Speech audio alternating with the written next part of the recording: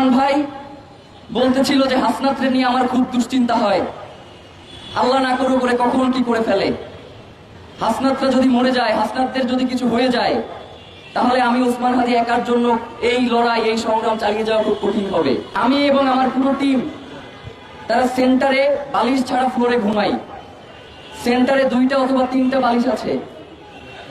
তো একদিন আমরা বালিশ ছাড়া ঘুমিয়ে আছি, ওসমান ভাই রাতে অল্প কিছুক্ষণ সময় ঘুমান, তো জোর করেই তার মাথার নিচে বালিশটা দিয়ে আসছি। সকালবেলা উঠে দেখি যে আমার মাথার নিচে বালিশ, ওসমান ভাই আমার পাশে ফ্লোরে ঘুমিয়ে আছেন, তার মাথার নিচে কিছু নাই। গত পরশুদিন বাসায় যাচ্ছিলাম, তার আগে ওয়াশরুমে 1 বালতি জামা কাপড় ভিজিয়ে রেখেছি, ধোয়ার সময় পাই নাই। আধা ঘন্টা ধরে ওসমান ভাই ওয়াশরুম থেকে বের হচ্ছে না, নক করতেছে বাইরে থেকে, ভাই কি অবস্থা। আমার সেই সমস্ত জামা কাপড় সেই ওসমান হাদি ধুয়ে এরপরে দেখি যে সে শুকাতে দিয়ে যাচ্ছে।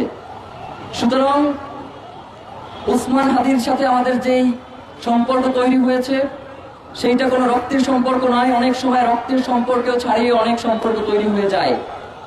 ওসমান হাদি ভাই সবসময় একটা কথাই বলেছেন যে আমি যেই মানুষকে সবসময় ধারণ করি তিনি হচ্ছেন আমার দেশ পত্রিকার মজলুম সম্পাদক মাহমুদুর রহমান।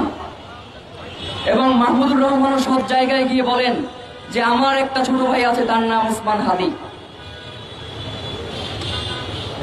গত 2 দিন আগেও সেন্টারে আমরা কথা বলছিলাম, বলছিল যে ফুয়াদ ভাইয়ের উপরে যে ন্যাক্কারজনক ঘটনা তারা ঘটিয়েছে, আমি আমার পুরো টিম নিয়ে যাব যদি ওর বাপের সাহস থাকে আমার সামনে এসে যেন দাঁড়ায়।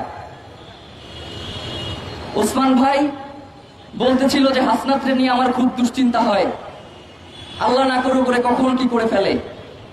হাসনাতরা যদি মরে যায়, হাসনাতদের যদি কিছু হয়ে যায়, তাহলে আমি ওসমান হাদি একার জন্য এই লড়াই, এই সংগ্রাম চালিয়ে যাওয়া খুব কঠিন হবে। ওসমান হাদি বাংলাদেশকে আমি সকল জনতাকে ধারণ করত। সুতরাং বাংলাদেশের সকল জনগণের কাছে আমাদের একটা আবেদন থাকবে, আপনারা ব্যক্তিগতভাবে ওসমান হাদিকে নিয়ে যে ঘৃণ্য রাজনীতি রয়েছে সেটি করবেন না।